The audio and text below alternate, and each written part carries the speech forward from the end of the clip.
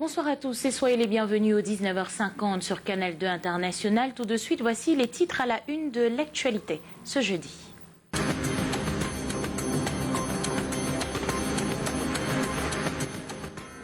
Drame de Garbou, alors que se poursuit la guerre des chiffres, des centaines de déplacés de la zone sont en guerre pour leur survie, retranchés dans un village voisin. Le gouverneur de la région du Nord-Ouest est allé à leur rencontre. Une commission indépendante vient d'être mise sur pied pour rétablir la vérité sur cette affaire.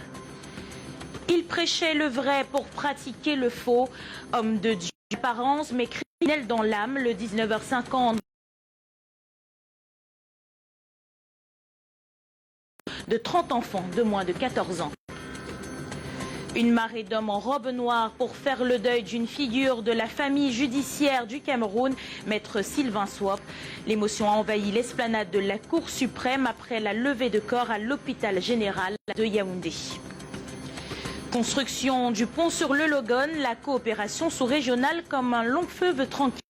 Ce jeudi, le président tchadien et le premier ministre camerounais ont posé la première pierre d'un édifice qui bâtira et la voie vers la facilitation d'une libre circulation des personnes et des biens.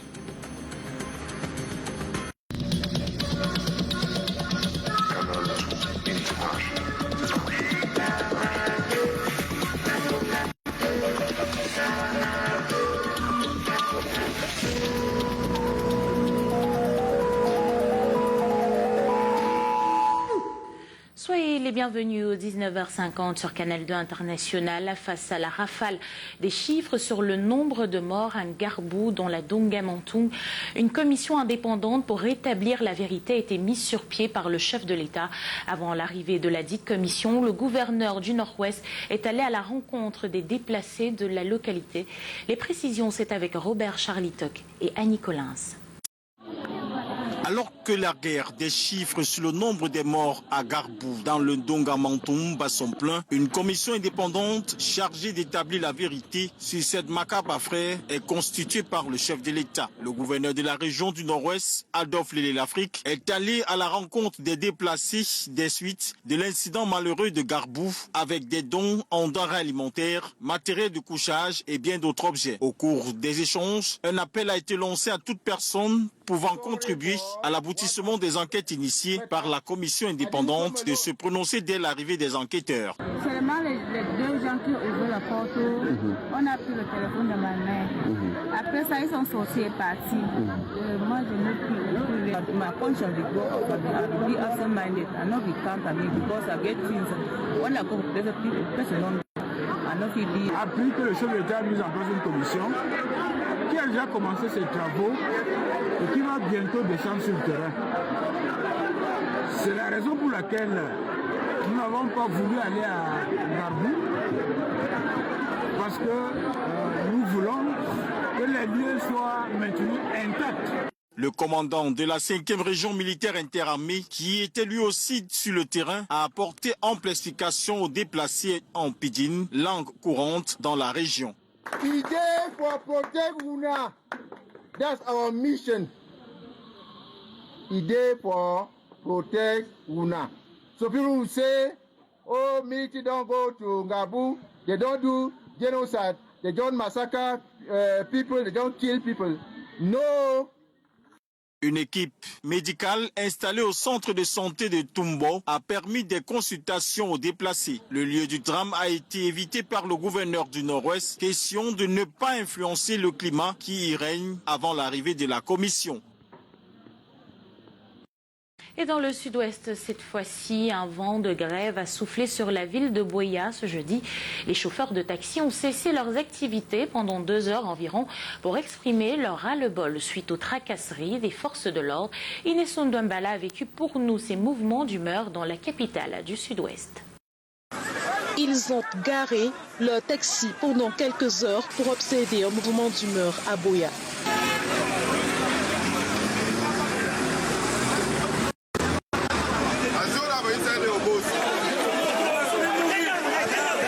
Les conducteurs de véhicules jaunes à caractère commercial en furie ont exprimé leur ras-le-bol. Ils disent que trop c'est trop. Ces chauffeurs de taxi de la ville de Buea dénoncent les abus des forces de sécurité. la pluralité des contrôles sur la voie publique et les barrages excessifs.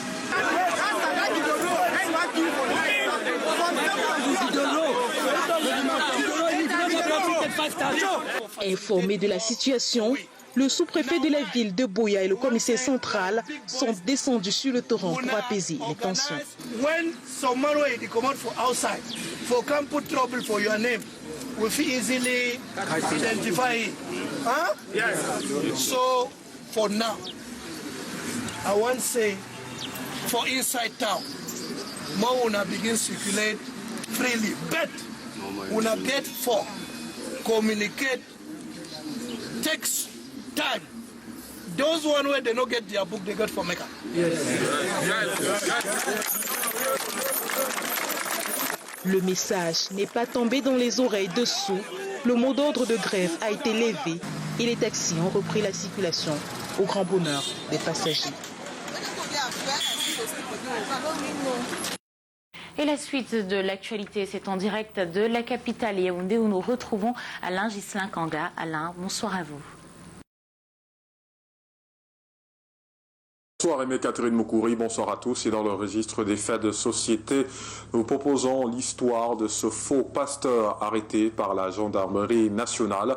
Celui-ci proposait des séances de prière et d'exorcisme à des familles et profitait pour emmener les enfants et abuser sexuellement d'elles. Pris dans les filets après son 30e forfait, il a été présenté ce jour à la presse ici à Yaoundé. Les précisions dans cet élément réalisé avec le concours de Serge Alain Zébou. Il se présente comme pasteur de l'église catholique romaine traditionnelle de l'Amérique du Nord. Il est accusé d'avoir abusé sexuellement des enfants dont l'âge varie entre 8 et 14 ans. Je venais de commencer à utiliser les petits-enfants. C'était en 2018. 2018 jusqu'au jour que je suis placé devant vous maintenant.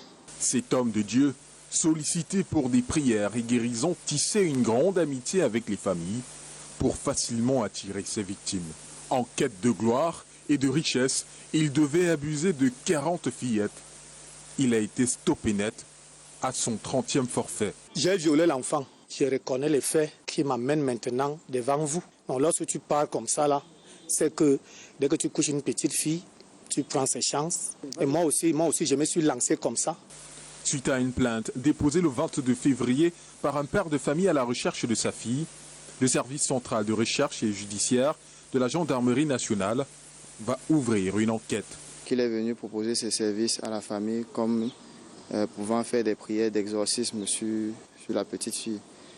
Et ensuite, il l'a enlevée et il est rentré avec elle vers Messassi, venant de Essezan, dans la localité d'Obala. Donc, il a abusé de la fille sexuellement et ensuite, il devait la réintégrer à sa famille. Sauf que nous sommes arrivés avant et sur place, nous avons trouvé une autre petite fille de 11 ans qu'il n'avait pas encore eu le temps d'abuser. Le faux pasteur, en attendant d'être transféré devant les juridictions compétentes, médite sur le châtiment que son Dieu lui réserve derrière les barreaux. Et on reparle ce soir de l'assassinat du jeune professeur de 22 ans, Gildas Até Pekenyé. La famille du défunt est toujours sous le choc. Karel Mesatiachoya et Francis Ngepnan se sont rendus dans le domicile familial où la tristesse se lit sur les visages. Reportage. Cette ruelle, Até Gildas ne l'empruntera plus jamais pour se rendre au domicile familial situé au quartier Abattoir, lieu dit chambre froide à Yaoundé. Depuis son départ brutal, ses proches ont du mal à s'en remettre, son frère aîné surtout. Lui, qui était si attaché à Boy, comme il l'appelait affectueusement. La triste nouvelle lui est parvenue alors qu'il attendait patiemment à la maison le retour de son petit frère, parti prendre part à un mariage. Quand j'ai reçu l'appel, j'ai cru qu'on voulait me demander pourquoi je ne suis pas venu au mariage. Mais on me dit plutôt qu'on lui poignardé, je dois poursuivre à l'hôpital général. Je me réveille en sursaut, je cours, je prends la moto, j'arrive à l'hôpital général. Seulement pour constater qu'il n'a pas pu supporter, il a succombé. Pourtant là-bas, j'étais dans tous mes états parce que je ne savais pas quoi je vais faire, qu'est-ce que je vais dire, surtout aux parents. J'étais dépassé. Vraiment, c'est un côté de moi qu'on a enlevé parce que sans lui là-bas, à l'école, au collège, je suis rien. Ça fait vraiment mal.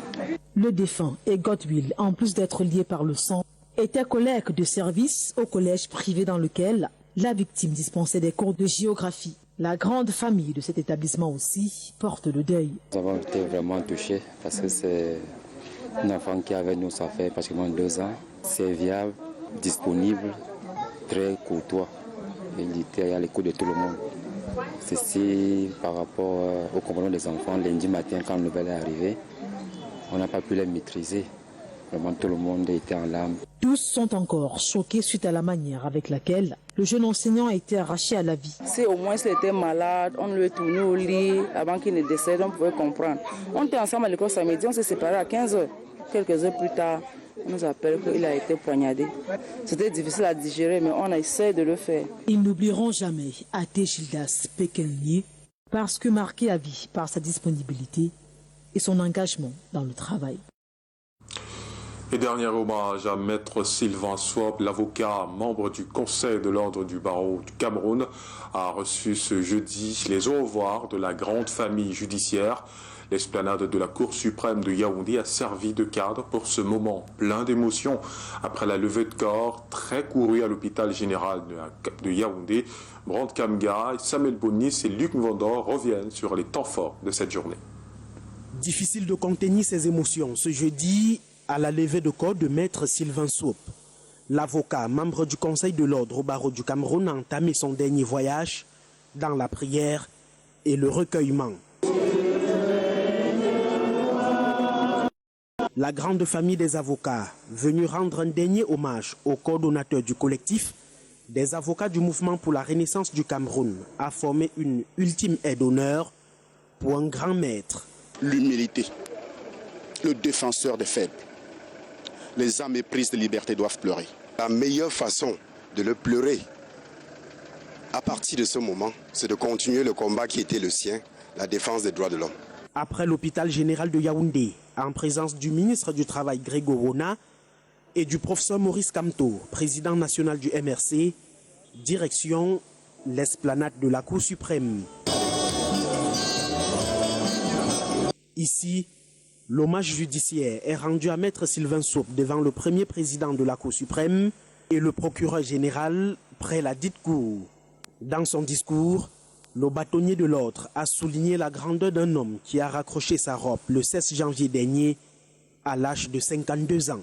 Je suis dévasté, tout le barreau également, par la perte d'un avocat exceptionnel, de qualité, brillant, attaché à la déontologie. Maître Sylvain Swop, spécialiste du droit des affaires, de l'économie et de la fiscalité, sera inhumé samedi à Baham, dans les hauts plateaux de l'Ouest. Le flou persiste toujours sur les circonstances exactes de son décès.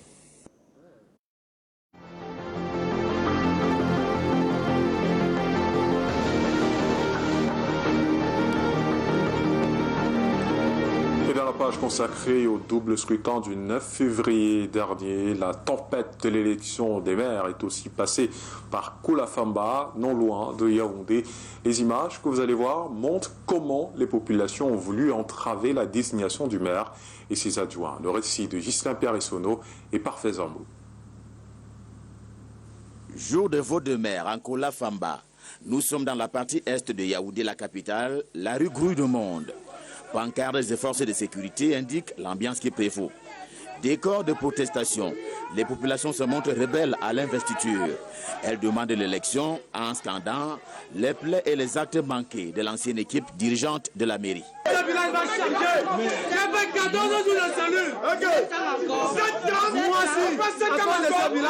La colère monte d'un cran. Les plus sentenciés quittent la salle, même en tenue de parti. La loi est méconnue par ses faits et gestes. Venir demander au préfet que nous ne voulons pas de tel comme maire. Pour quelle raison, je ne sais pas.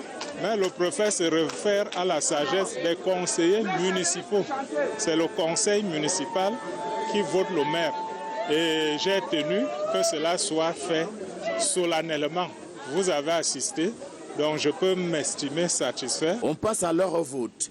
L'unique candidat en compétition obtient 21 voix contre 4 bulletins nuls. Il a déjà la tête à la dotation des services et des infrastructures de base à la mairie. Le plan communal urge, y compris en matière d'hygiène et salubrité. Il n'y a pas d'un côté des acteurs qui attendent, d'un autre côté des acteurs qui agissent. C'est ensemble que nous allons agir pour qu'elle soit efficace. Donc je crois que c'est un moment important de l'histoire de notre pays et il faut absolument que nous puissions le réussir et le parcourir. Il y a eu tempête des populations. Avis à l'exécutif communal, Ankola Famba.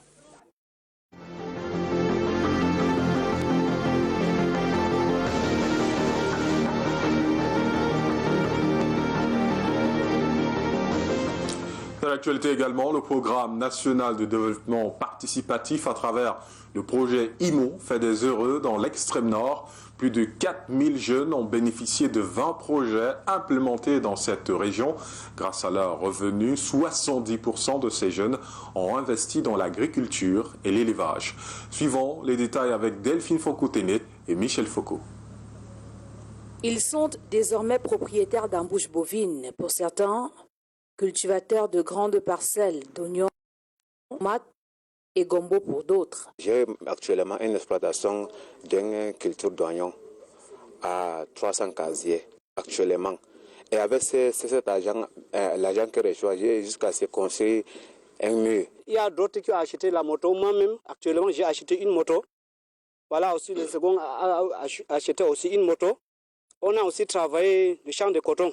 Je suis même en train de construire une maison à propos de ça. Ces investissements, ils le doivent au programme national de développement participatif. À travers le projet IMO, haute intensité de main-d'œuvre, ils sont au total 4249 jeunes qui ont bénéficié de 20 projets implémentés dans l'extrême nord Cameroun. Premier cliché, ce magasin de stockage de 2000 m3, construit en matériaux locaux dans cette zone agricole de Djagalaï, dans l'arrondissement de Marois 1er. Une infrastructure qui vient soulager les peines des agriculteurs de la localité. Le fait d'avoir ce magasin à proximité donc, permet de gagner doublement. Il y a la proximité d'une part, mais également il y a donc cette possibilité de pouvoir garder une grande quantité sur une période permettant d'avoir une meilleure valeur ajoutée. L'eau potable coule désormais à flot à Mavac dans la commune de Pogo. À côté de ce forage à énergie solaire, se dresse une mare d'eau artificielle dont la construction a permis aux jeunes filles et garçons de s'autonomiser financièrement et d'éviter d'être enrôlés par la secte terroriste Boko Haram. Une aubaine pour les bêtes aussi. Par le passé, on n'avait pas de l'eau pour nos bétails parce qu'il fallait faire des kilomètres pour amener le bétail et trouver de l'eau. Et aujourd'hui, on a de l'eau sur place. C'est un atout. Le fait d'avoir cette mare ici, ça va permettre à la population de Bogo de développer ce qu'on appelle la culture locale, la culture maraîchère.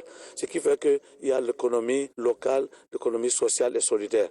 Grâce au financement du Fonds fiduciaire d'urgence de l'Union européenne pour l'Afrique, le projet IMO du PNDP a fait changer la vie de bon nombre de Camerounais dans l'extrême nord. Beaucoup sont désormais fiers de rouler en moto.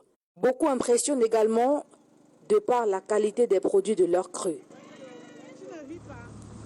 Et la suite de ce 19h50, c'est à Douala avec vous et Catherine Moukouri. Bonsoir.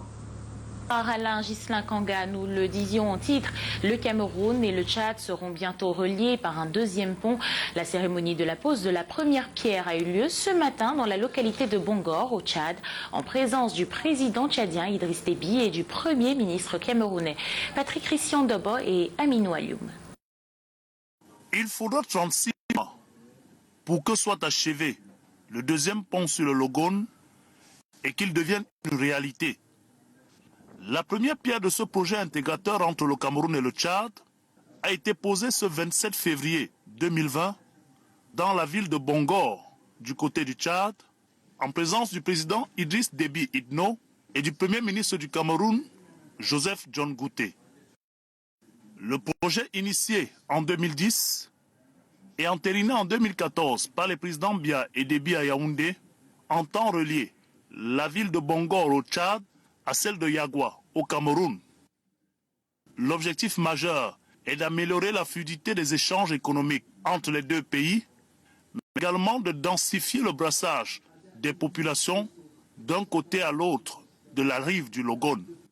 Pour un coût global de 74 milliards de francs CFA, le projet financé avec l'appui de la Banque africaine de développement est supporté à hauteur de 65% par la partie camerounaise contre 35% pour l'État tchadien. Un nouveau projet pour améliorer la circulation des biens et des personnes dans l'espace CEMAC qui entend donc, après la cérémonie symbolique de ce jour, ouvrir une nouvelle ère entre les populations du Tchad et du Cameroun, mais surtout dans l'intégration effective, toujours attendue, au sein de la CEMAC. À votre suite, Patrick Christian Doboy, vous l'avez souligné, ce pont sur le Logone fait partie des 12 projets intégrateurs de la CEMAC dont l'objectif est de faciliter la libre circulation des personnes et des biens. Lil Piedjou nous en dit plus dans cet élément. L'Afrique centrale est décidée à sortir de la zone la moins intégrée du continent pour devenir un moteur de croissance et de développement des économies de la zone CEMAC. Pour y arriver, des projets intégrateurs sont en cours de matérialisation. Au-delà de la construction d'un pont sur le Logone reliant le Cameroun au Tchad, dont la pose de la première pierre a eu lieu ce jeudi à Bangor, la route Son-Mélima-Ouesso est en cours de construction pour établir la liaison entre le Cameroun et le Congo. Un autre projet, et non des moindres, c'est celui de la construction d'un pont sur le Thème à Kiossi, au lieu-dit des 3 frontières, qui relie le Cameroun, le Gabon et la Guinée équatoriale. L'objectif étant de contribuer au développement des infrastructures physiques en soutien à l'économie de la sous-région et la lutte contre la pauvreté. Une transnationale Kribi-Bata est également annoncée. Elle va relier la nouvelle zone portuaire de Kribi à l'arrière-pays, tout en facilitant les transactions entre le Cameroun et la Guinée équatoriale. C'est au total 12 projets intégrateurs recensés en zone CEMAC qui vont nécessiter la rondelette somme de 2,820 milliards de francs CFA à financer par les États, la Banque africaine de développement et autres. Et parlant de transport spécifiquement, entre 100 et 200 000 francs CFA de réduction des coûts de transit avec la réalisation du pont sur le Logone. C'est ce que laisse déjà entrevoir comme principal avantage les transporteurs rencontrés ce jour à Ngaoundéré. Tous saluent l'action des chefs d'État. Ils s'expriment dans ce reportage d'Eringuélé. Toutes les routes mènent au Tchad, à partir de cette jonction située au village universitaire de Dan, à l'entrée de la ville de Ngaoundéré. Ici, celle qui rallie Kousséri jusqu'au pont d'Ngeli. Là, les travaux de construction du pont sur le Logone est sur toutes les lèvres, unanimement salué par les transporteurs. Nous, les transporteurs, nous sommes très contents de ça. Pour le pont de Bangor, là, c'est mieux. Quand, si on a travaillé ça, c'est que ce sera bien. Pour nous tous, ce n'est pas pour les Tchadiens, ce n'est pas pour les Camerounais. C'est bien. Voilà. Merci de Idriss Déby, merci de Paul Biya. Ngaoundéré est un port sec.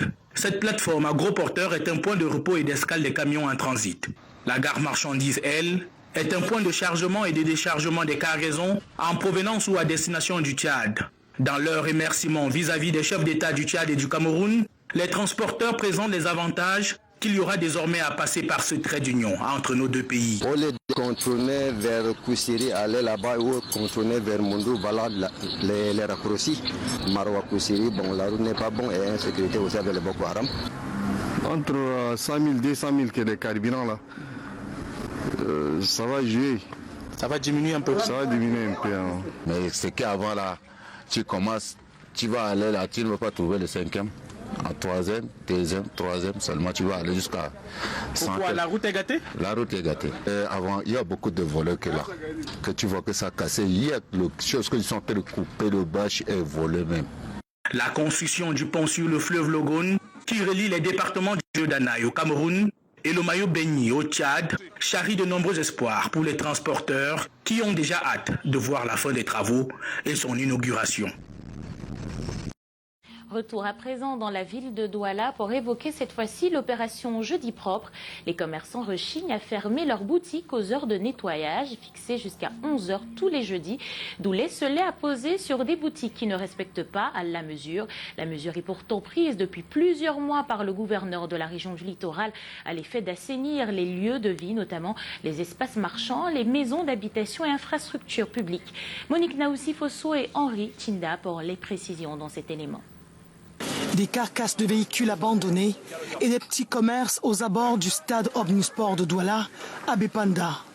Les comptoirs qui obstruent l'entrée du stade sont dégagés. S'ajoutent à ce décor des constructions vétustes aux peintures crasseuses.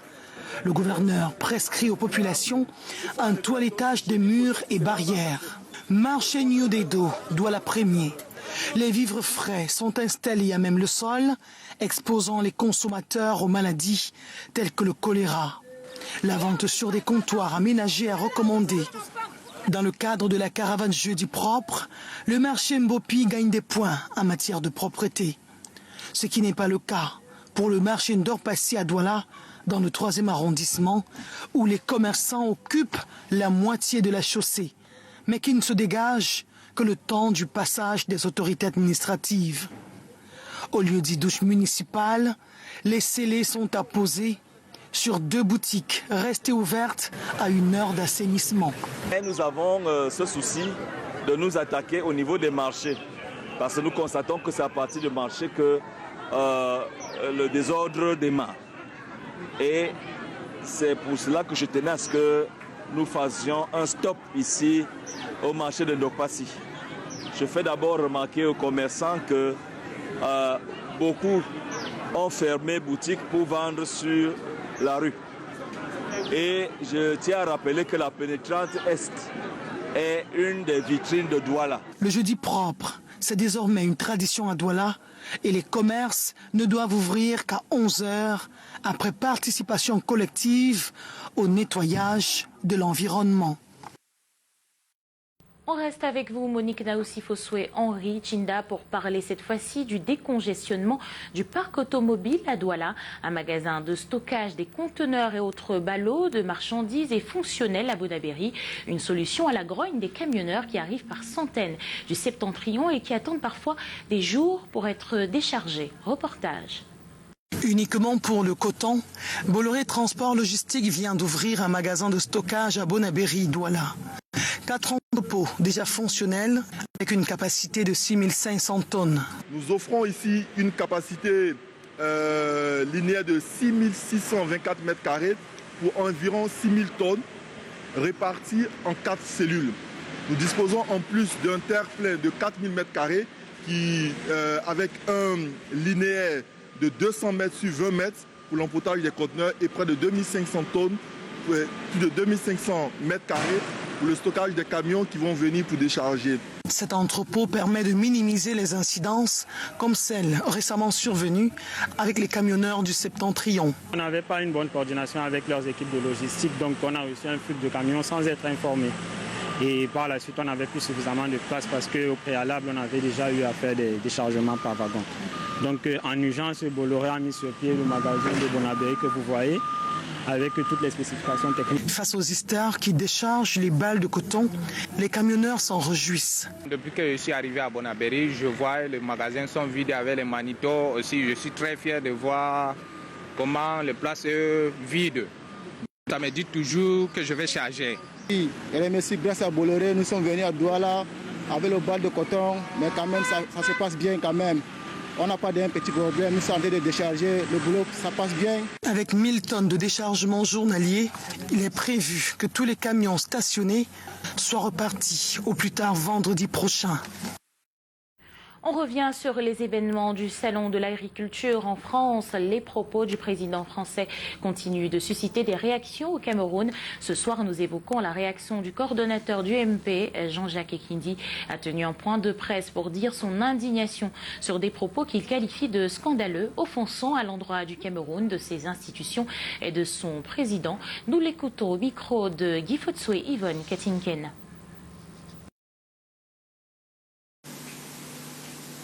Ce qui m'intéresse, Ce sont les propos de M. Macron parce que c'est une parole officielle.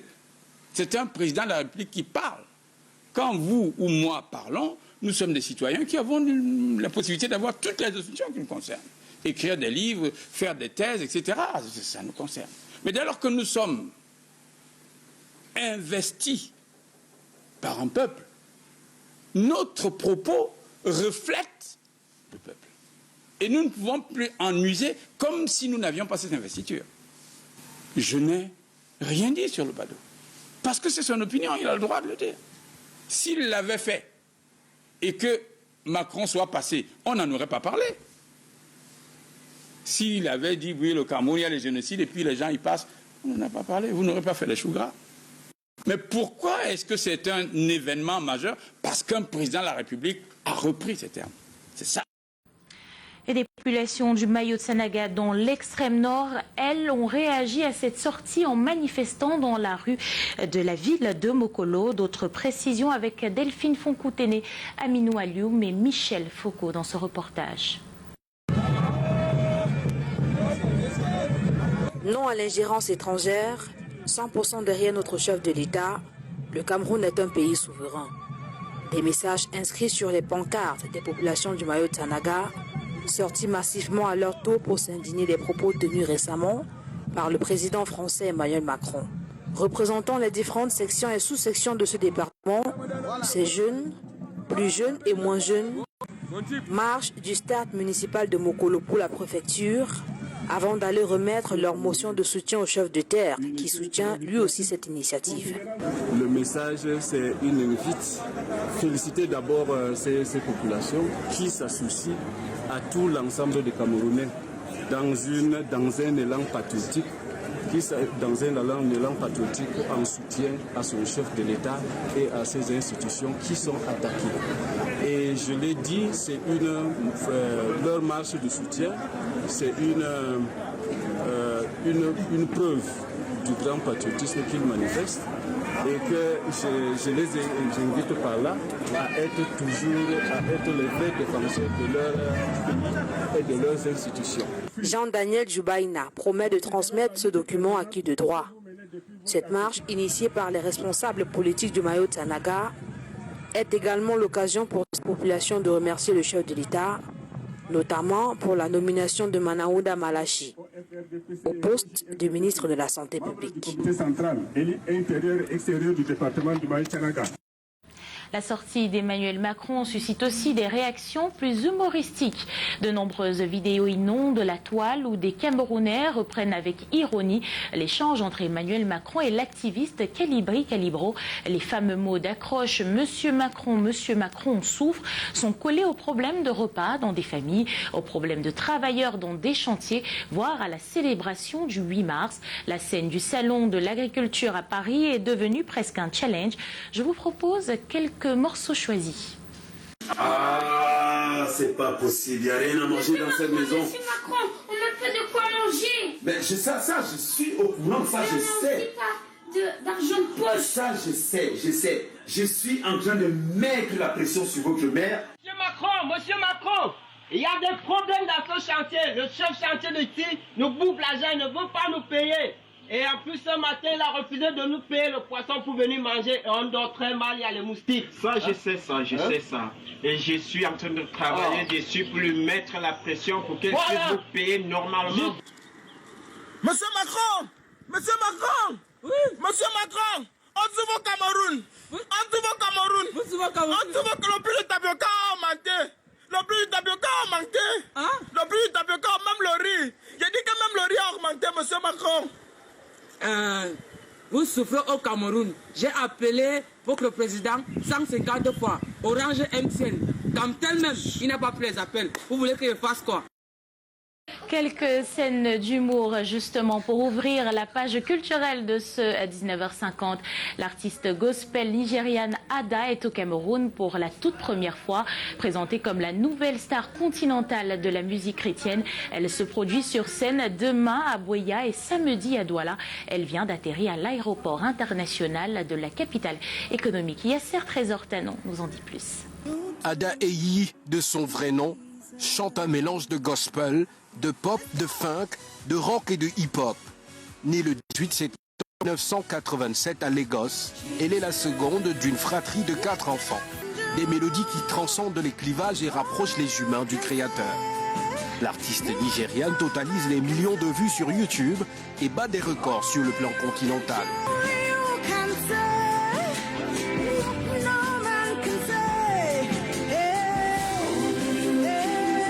C'est une artiste spirituelle, mais qui, au-delà de la spiritualité, au-delà du Dieu qu'elle raconte, voudrait amener ses auditeurs à entrer dans son univers de spiritualité. Les mélodies de Ada sont sur toutes les lèvres et habitent les amateurs de musique spirituelle. Only you can do what no man can do. Hey. Because of Jesus, I no go worry, I no go fear. Ici son arrivée ce jeudi à l'aéroport international de Douala pour la toute première fois au Cameroun pour 2 dates. Un événement historique pour la musique gospel en pleine expansion. Nous nous sommes dit que nous avons besoin des moments pareils pour communier avec Dieu en ce moment où notre pays traverse des moments difficiles et permettre aussi aux Camerounais de comprendre que la musique gospel a atteint déjà un niveau respectable dans notre pays. Ada sera sur scène ce vendredi 28 février au Moliko Stadium de Boya et ensuite prestera à Douala le samedi 29 février au Canal Olympia dès 16h. Elle sera en compagnie des artistes locaux à l'instar de Guy Michel Kingé, Emma Gospel et bien d'autres. C'est la fin de cette édition du 19h50. Merci à vous de l'avoir suivi. Prenons rendez-vous demain, même heure, pour l'information la meilleure. Et c'est sur Canal 2 International et nulle part ailleurs. Bonsoir à tous.